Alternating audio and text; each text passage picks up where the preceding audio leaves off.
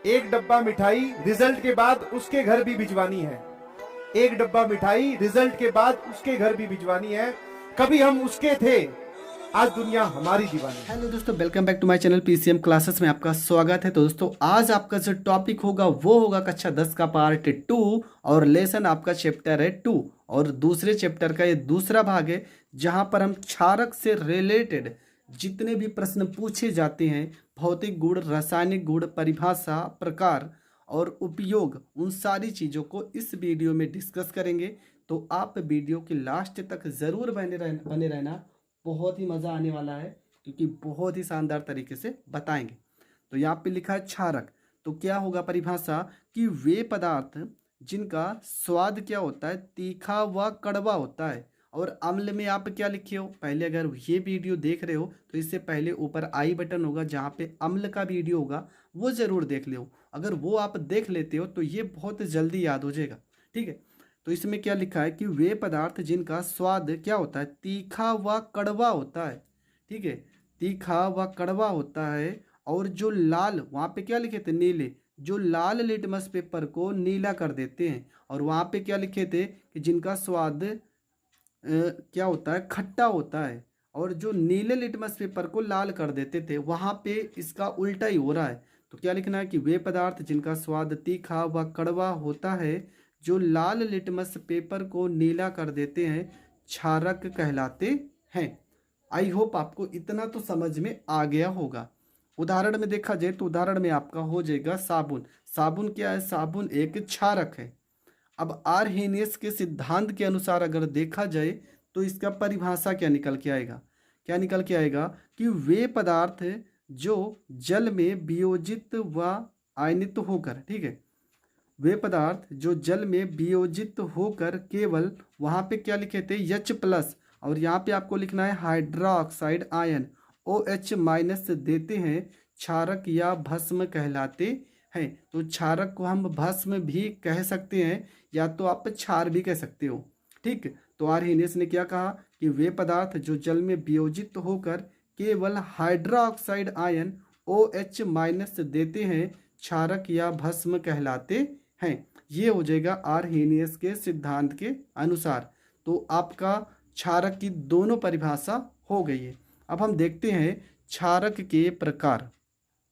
तो क्षारक भी दो प्रकार के होते हैं, एक आपका हो जाएगा प्रबल क्षारक और दूसरा आपका हो जाएगा दुर्बल क्षारक।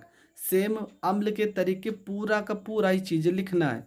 तो यहाँ पे क्या होगा, प्रबल क्षारक किसे कहते हैं कि वे पदार्थ जो जल में पूर्णतया आयनित या वियोजित, मतलब जल में क्या होगा, पूर्णतया आयनित या वियोजित होकर हाइड्रोक्साइड आयन OH- देते हैं, प्रबल क्षारक कहलाते हैं, ठीक है। वे पदार्थ जो जल में पूर्णतया आयनित या वियोजित होकर हाइड्रोक्साइड आयन OH- देते हैं, प्रबल क्षारक कहलाते हैं। ये आपका हो जाएगा प्रबल क्षारक का डिफिनेशन। उदाहरण में आपका क्या होगा, KOH, NaOH और BaOH का होल ट्वाइज। इसका नाम क्या है, ये आपका है पोटेशियम हाइड्रोक्साइड। ये क्या है, पोटेशियम हाइड्रोक्साइड है ये आपका, ठीक। और NaOH क्या है, तो ये आपका है सोडियम हाइड्रोक्साइड है। सोडियम हाइड्रोक्साइड है। नाम ज़रूर याद आना चाहिए क्योंकि आपका पेपर में नाम लिख के आ सकता है साधारण नाम। और इसका नाम है बेरियम हाइड्रोक्साइड, बेरियम हाइड्रोक्साइड। तो ये तीनों के तीनों आपके क्या है, ये तीनों के तीनों आपके प्रबल क्षारक हैं। तो यहाँ पे हमने अभिक्रिया भी करा कि KOH को अगर हम तोड़ते हैं तो K पे क्या हो, प्लस चार्ज हो जाएगा और OH पे माइनस चार्ज होके अलग टूट जाएगा। अब इसी प्रकार हम देखते हैं दुर्बल क्षारक का डिफिनेशन। क्या लिखा है कि वे पदार्थ जो जल में पूर्णतया आयनित या वियोजित नहीं होते, ठीक है। क्या लिखा है कि वे पदार्थ जो जल में पूर्णतया आयनित या वियोजित नहीं होते हैं, दुर्बल क्षारक कहलाते हैं, ठीक है।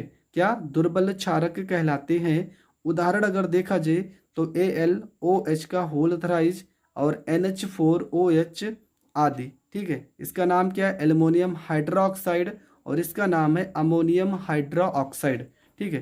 क्या नाम इसका, NH4 का नाम होता है अमोनियम और अगर OH लिखा हो तो उसे हम हाइड्रो ऑक्साइड पढ़ेंगे। ठीक है, तो ये आपका हो जाएगा दुर्बल क्षारक का डिफिनेशन और उदाहरण। और ये रिएक्शन भी करेंगे AlOH का होल थ्राइस। इसका नाम अगर देखा जाए तो नाम हो जाएगा एल्यूमिनियम हाइड्रो ऑक्साइड। इसका नाम हो जाएगा एल्यूमिनियम हाइड्रो ऑक्साइड। तो यहाँ पे Al पे कितना चार्ज हो जाएगा, प्लस में 3। ठीक है, यहाँ पे लिखा है एल्युमिनियम पे +3 चार्ज हो जाएगा और OH कितने हैं, 3 है ना, तो 3 और OH पे -4। यहाँ पे +3 है और यहाँ पे -3 है। कट पिट कर कितना आना चाहिए, 0 आना चाहिए। तो ये भी आपको पता होना चाहिए। ठीक है, कि दोनों तरफ जो आयन होते हैं ना वो भी आपके बराबर होने चाहिए। तो प्रबल क्षारक और दुर्बल क्षारक भी आप समझ गए होंगे। अब हम इसके भौतिक गुण को देखते हैं। तो क्षारकों के भौतिक गुण में नंबर 1 आपको क्या देखना है, सेम डिफिनेशन से हम निकालेंगे। पहला क्या है कि यह जल में क्या होते हैं, विलय होते हैं। ठीक है, यह जल में क्या होते हैं, विलय होते हैं। स्वाद में कैसे होंगे, तीखे व कड़वे होते हैं। स्वाद इनका कैसा होगा, क्षारक का या तीखा और कड़वा होगा। ये लाल लिटमस पेपर को नीला कर देते हैं। ये लाइन तो जरूर आपको याद होनी चाहिए। ठीक है, क्योंकि यहाँ पे बहुत ज़्यादा कन्फ्यूजन होगा कि नीले को लाल कौन करता है और लाल को नीला कौन करता है। इसलिए ये आपको ज़रूर याद रखना है कि जो क्षारक होते हैं वो लाल लिटमस पेपर को नीला कर देते हैं। इसके बाद ये साबुन के समान कैसे होते हैं, चिकने होते हैं। साबुन आप देखते होंगे एकदम चिकना तल होता है उसका ना, उसी प्रकार जो क्षारक होते हैं वो भी साबुन के समान चिकने होते हैं। तो ये आपके हो गए भौतिक गुण। आई होप आपको सब कुछ समझ में आ रहा होगा। अगर सब कुछ समझ में आ रहा है तो वीडियो को अभी भी लाइक कर दीजिए और कमेंट बॉक्स आपके लिए, वहाँ पर अपनी राय जरूर दीजिए। और अगर चैनल पे नए हैं तो चैनल को सब्सक्राइब कीजिए। अब देखते हैं क्षारकों के रासायनिक गुण। ठीक है, तो पहला आपका आता है क्या कि धातु के साथ क्रिया। तो धातु के साथ क्रिया करके क्या करते हैं, हाइड्रोजन गैस मुक्त करते हैं। जो धातु होंगे वो अम्ल, जो क्षार होंगे वो धातु के साथ क्रिया करके क्या करेंगे, हाइड्रोजन गैस मुक्त करेंगे। जैसे यहाँ पे Zn आपका क्या है, तो Zn आपका जिंक धातु है और NaOH क्या है, तो ये आपका सोडियम हाइड्रो ऑक्साइड है। ठीक है, सोडियम हाइड्रो ऑक्साइड है। और सोडियम हाइड्रो ऑक्साइड को अगर हम अभिक्रिया कराते हैं तो यहाँ पे Na कितना 2 है ना, तो Na2 हो जाएगा। Zn यहाँ पर अकेला है तो Zn हो जाएगा और यहाँ पे 2 O थे ना, तो एक O यहाँ पर आ गए और बचा क्या आपका H2 और H2 आपका अलग हो गया। समीकरण यही आपका बन जाएगा। इसका नाम है सोडियम जिंकेट। ठीक है, इसका क्या नाम है, तो इसका नाम है सोडियम जिंकेट नाम है इसका। ये हो जाएगा आपका पहला। दूसरा देखते हैं हाइड्रो ऑक्साइड के साथ अभिक्रिया। ठीक है, मतलब कि कार्बन डाइऑक्साइड के साथ अगर हम किसी क्षारक की अभिक्रिया कराएंगे तो क्या बनेगा। तो यहाँ पे देखिए, यहाँ पे Ca, तो Ca हो जाएगा। O यहाँ पर 2 है और 2 यहाँ पे 4 O है ना, तो यहाँ पर 3 O यहाँ पे आ गया और एक C इसके साथ आ गया। क्या क्या बचा है, यहाँ पे H बचे हैं 2 लोग और O कितने लोग बचे हैं, 1 लोग, क्योंकि 3 यहाँ पर 1 यहाँ पे 4। इसका नाम है बुझा हुआ चूना, कैल्शियम हाइड्रोक्साइड, बुझा हुआ चूना। और इसका नाम हो जाएगा कैल्शियम कार्बोनेट। ठीक है, जहाँ पर भी CO3 लिखा होगा आप उसे कार्बोनेट ही पढ़ोगे। तो कार्बन डाइऑक्साइड को अगर किसी भी क्षार के साथ अभिक्रिया कराएंगे तो हमारा जल के साथ साथ कोई ना कोई कार्बोनेट भी प्राप्त होगा, मतलब कि लवण प्राप्त होगा। अगला जो है आपका वो है जल के साथ अभिक्रिया। ठीक है, तो अगर जल के साथ अभिक्रिया कराएंगे तो यह अपने आयनों में टूट जाता है। जैसे कि यहाँ पे लिखा है NH4OH को अगर जल के साथ अभिक्रिया कराएंगे तो यहाँ पे आपका क्या हो जाएगा, NH4 जो होगा वो प्लस आयन में टूट जाएगा और OH पे क्या होगा, ये माइनस आयन में टूट जाएगा।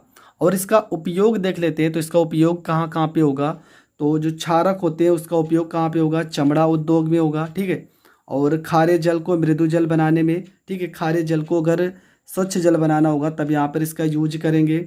ब्लीचिंग पाउडर के निर्माण में इसका यूज होगा और अमोनिया के लवण बनाने में भी इसका प्रयोग करेंगे। तो ये हो जाएंगे आपके क्षारक के उपयोग। तो आपका जो क्षारक का था वो परिभाषा, भौतिक गुण, रासायनिक गुण और इसके प्रकार, ये चारों चीज़ें मैंने समझा दी। आई होप आपको सब कुछ समझ में आया होगा। अगर सब कुछ समझ में आया तो वीडियो को ज़्यादा से ज़्यादा लोगों तक शेयर करें, और अगर आप चैनल पे नए हैं तो चैनल को सब्सक्राइब करें।